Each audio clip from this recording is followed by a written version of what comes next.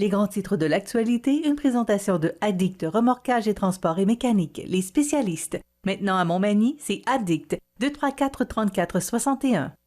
Addict Remorquage et Transport, des professionnels qui peuvent vous aider dans une situation d'enlisement ou simple remorquage. Grâce à ses équipements de haute performance, Addict, c'est aussi le service de transport de tout genre et de mécanique. Maintenant à Montmagny, c'est Addict Remorquage et Transport au 234-3461.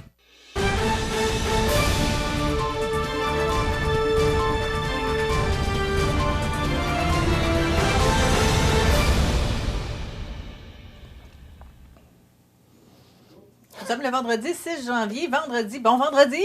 Bon vendredi, j'ai encore dans la tête la chanson des bébés. Tim, tilim, tim, tim, tim, tilim, tim. Oui, on l'a dansé toute la Oui, semaine. absolument, oui. Elle reste collée, là, mais c'est quand même plaisant d'avoir des nouveaux petits bébés. Là. C'est l'avenir, n'est-ce pas? Oui, absolument.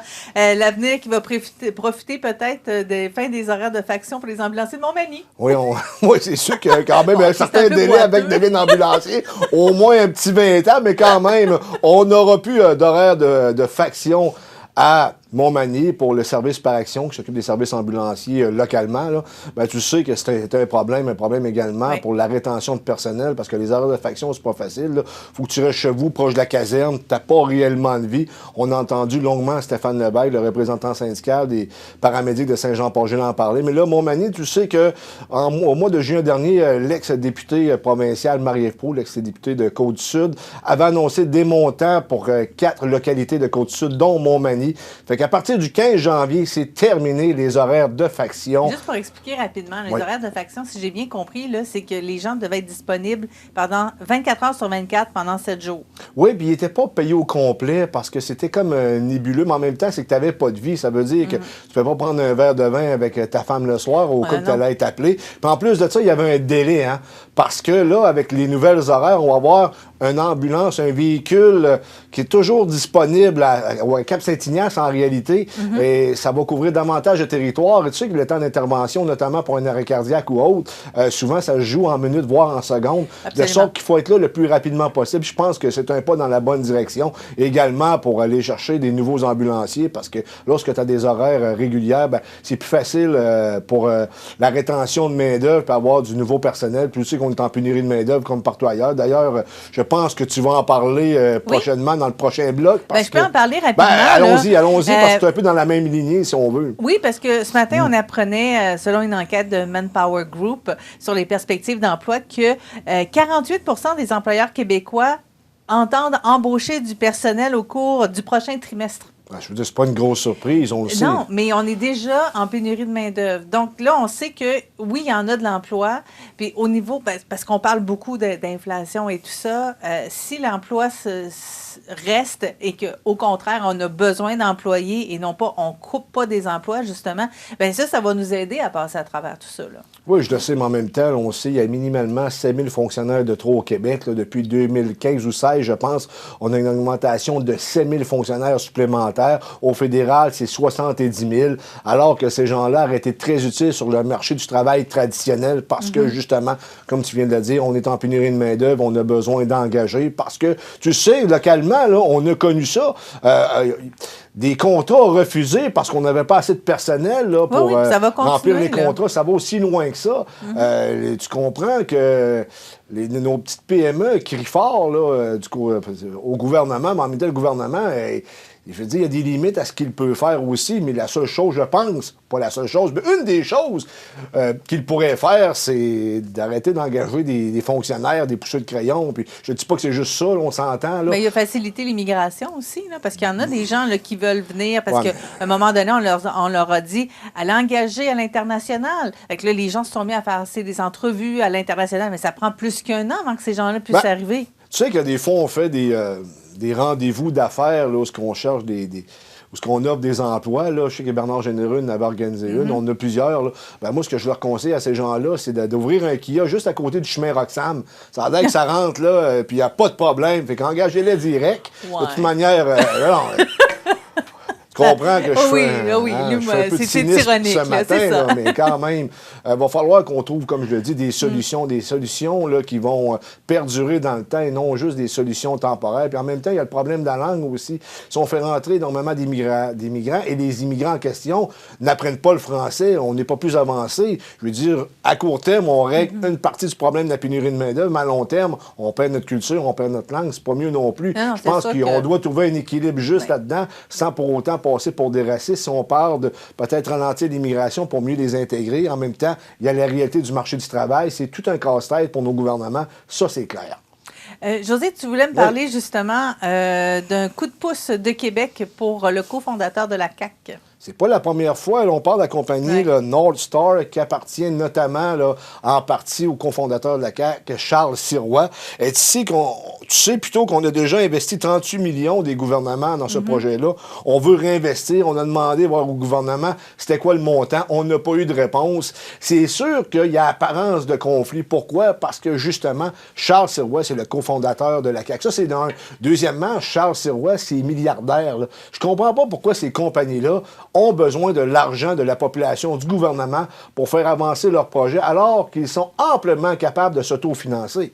Oui, là, on parle de satellite quand même, là. Non, mais je suis bien d'accord, Marie-Ève, mais en même temps, c'est l'argent pour le faire. Pourquoi au Québec maintenant, puis je sais, c'est la pensée du gouvernement, notamment de Fitzgibbon, d'investir dans ces compagnies-là pour emmener les compagnies à employer des Québécois, si on veut, mais en même temps, tu sais, on finance nos emplois, on subventionne nos emplois d'une certaine façon. Je ne sais pas, il me semble que c'est pas la façon de faire. Je pense que les compagnies qui veulent investir ici, surtout les compagnies appartenant à des Québécois, devraient avoir un peu le sentiment national et de ne pas quémander toujours de l'argent au gouvernement. C'est rendu que c'est un buffet ouvert, sincèrement. Puis là, vu que ça se fait là, puis on fait également du chantage souvent. Là, je dis pas que c'est le cas ici, mais on dit, ben écoute, si le gouvernement n'investit pas de l'argent, on va se délocaliser, mais on va aller au Mexique, on va aller au Bangladesh, on va aller ailleurs. En même temps, on perd des emplois.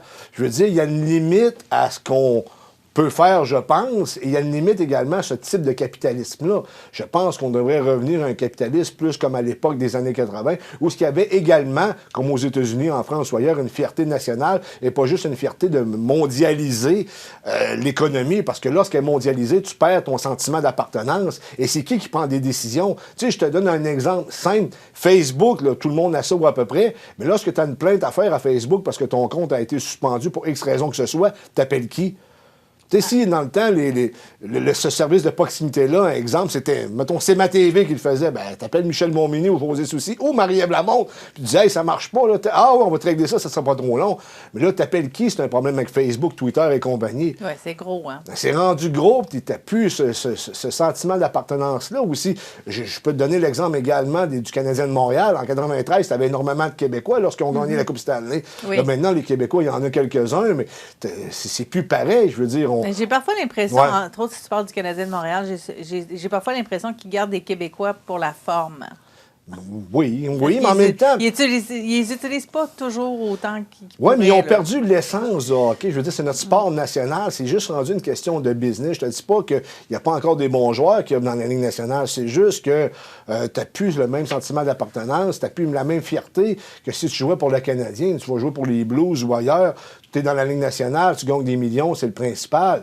Mais rappelle-toi, Guy Lafleur, les montants qu'il gagnait, c'est sûr qu'il se faisait rouler dans la farine, on le sait. Parce qu'à l'époque, Mike Bossy, qui était un joueur à peu près du même calibre, gagnait le double aisément.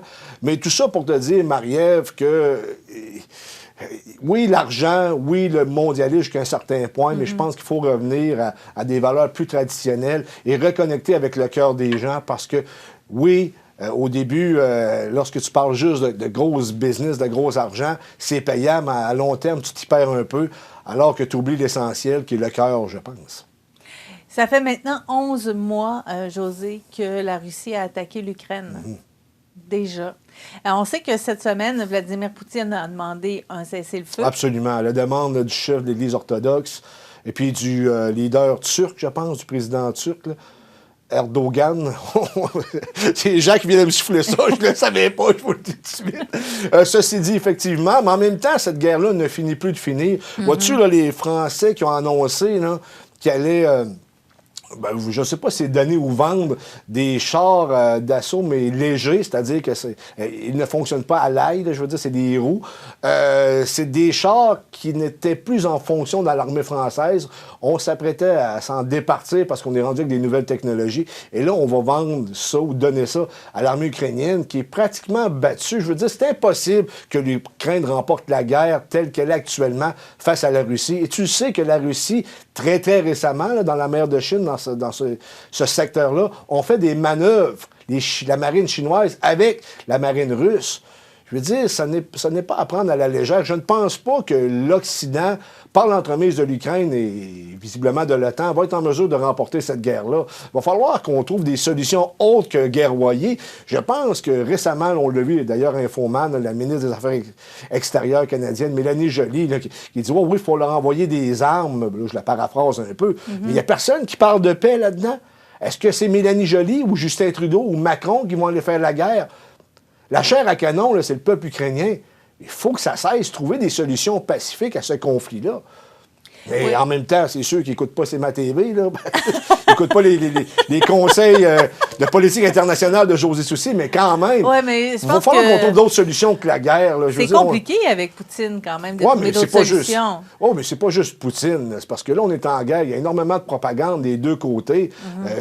Zelensky, il y a beaucoup de gens qui estiment que l'Ukraine est un des pays les plus corrompus. Maintenant, est-ce que Poutine, c'est un enfant d'école? Je pense pas. Mais justement, quand tu as affaire à ce type de personne-là qui est réellement convaincu et qui est obstiné dans sa position, mais je pense qu'il faut trouver d'autres solutions. Mais en même temps, ce que j'ai compris, c'est que Poutine ne fait plus confiance aux Occidentaux, notamment avec les accords de Minsk. Les accords de Minsk, là, après la chute de l'Union soviétique, l'OTAN n'était pas supposé dépasser l'Allemagne. Là, c'est rendu qu'elle est dans les pays baltes, elle est en Pologne, et elle voulait s'installer en Ukraine, et là, ça menace directement le territoire russe. C'est pas facile, sincèrement. Mais tu sais, dans n'importe quelle circonstance, lorsque les deux côtés sont honnêtes, tu trouves une solution rapidement. Mais tu as juste à mettre une personne malhonnête dans l'équation, ou plusieurs, là, c'est sûr là, que je simplifie. C'est de plus en plus difficile de trouver des solutions pacifiques. Pourquoi? Parce qu'il y a des gens que ça rapporte la guerre. On n'oublie jamais une chose, que la guerre, c'est une business. Et c'est payant, vendre des armes. Ah, ça, c'est certain. Et présentement, la plupart des pays fournissent des armes. On ne dit pas qu'ils les vendent nécessairement, en tout cas pour ce qui est du Canada. Là, parce le Canada, on a donné combien? Là? 50 milliards, je pense? C'est ça. On fournit de l'argent, on aide l'Ukraine. On m'a pas demandé la question, voir si ça faisait mon affaire. Là, je veux dire, non, ça n'a pas été une question à l'urne. Mais où est-ce qu'on la prend, cet argent-là? Pourquoi on s'endette pour favoriser l'Ukraine, pour favoriser une guerre qui est pratiquement perdue d'avance? L'impression qu'on a, c'est qu'on se sert des Ukrainiens pour affaiblir les Russes. Mais regarde la situation économique en Europe, notamment en France. Là. J'en ai parlé cette semaine. L'électricité, là, je veux dire, faire le plein électrique pour une voiture électrique à Paris, c'est 2 fois le prix d'un plein à l'essence. Ça, c'est une conséquence directe de cette guerre. Une conséquence parmi tant d'autres. Il va falloir qu'on trouve des solutions, puis rapidement, je pense. Et c'est souhaitable, par ailleurs, pour l'humanité au complet. Je veux dire, on n'a pas compris dans le passé. On a passé notre vie, l'histoire du monde a été faite avec la guerre. Ça serait peut-être le temps qu'on trouve d'autres solutions. Mais c'est surprenant, José. Ce que je trouve ça intéressant, ce que tu viens d'apporter, mais aussi parce que quand on était, si on parle de la guerre de 14-18 ou la suivante, on n'avait pas beaucoup d'informations. Les réseaux d'information n'étaient pas aussi poussés qu'ils le sont présentement. Mais là, je parle vraiment au niveau des nouvelles télévisées ou écrites. C'est sûr, à ce moment-là, la télévision n'existait pas. Mais présentement, l'information, il y en a à profusion. Puis malgré tout, on ne sait pas trop comment départager le vrai du faux, comment comprendre tout ça, parce qu'on est en plein dedans. Absolument. Puis il y a comme une guerre de l'information en même temps, parce qu'on essaie d'avoir le plus d'informations possible. Et puis là, ça nous submerge à un moment donné. On ne sait plus quoi penser. Que je peux vous dire ce matin, là, c'est que prenez pour acquis qu'un pays ne défend pas des valeurs, mais défend des intérêts. Et c'est bon pour tous les pays de la planète. OK? Des Charles de Gaulle, des généraux de Gaulle, il n'en arrive pas souvent. Le général de Gaulle, lui, il avait des valeurs judéo-chrétiennes et ça paraissait dans son discours, notamment avec la guerre d'Algérie. Il en est venu à se demander, parce que l'Algérie, jadis, c'était une colonie française, et il ne pouvait pas les garder sous la botte française parce qu'il y avait une volonté populaire de s'affranchir. Donc, il avait fait un référendum dans les années 60, si je ne me trompe pas, et il s'était aliéné par ailleurs une partie des généraux français qui voulaient que l'Algérie demeure française. Et c'est la démocratie qui a parlé, et l'Algérie est devenue indépendante. On ne peut pas aller contre la volonté du peuple, ça c'est clair, mais en même temps, lorsque le peuple est manipulé par diverses informations, d'un côté comme de l'autre, effectivement, on s'y perd et c'est dur de trouver la vérité. Et c'est pas cette fin de semaine qu'on va régler tout ça. Malheureusement pas. J'aimerais bien, mais j'attends le téléphone. Par ailleurs, le téléphone est toujours ouvert. Là. J'ai une ligne spéciale là, pour Zelensky ou Poutine s'ils veulent. Spécial consultant. Oui, s'ils veulent que je joue l'arbitre là-dedans, j'ai pas de misère avec ça. Moi, vous trouvez des solutions, mais à partir de Montmagny, ça sera pas trop là. Excuse-moi. Alors, tu sais, à un moment donné, on connaît l'influence qu'on a. Mon influence, là, ça rayonne pas mal Côte-du-Sud. Ça s'arrête pas mal là. J'aimerais bien vous dire que je suis écouté par les plus grands de ce monde, mais visiblement, c'est pas le cas. Peut-être par une erreur. Là, Alors, mesdames et messieurs, si vous êtes en Ukraine et écoutez José Soucy, appelez. Absolument. Merci beaucoup, José. Bonne fin de semaine. Je te souhaite une bonne fin de semaine. À compter de lundi, Michel Momini sera de retour pour les informations et pour l'émission Bonjour Côte-du-Sud.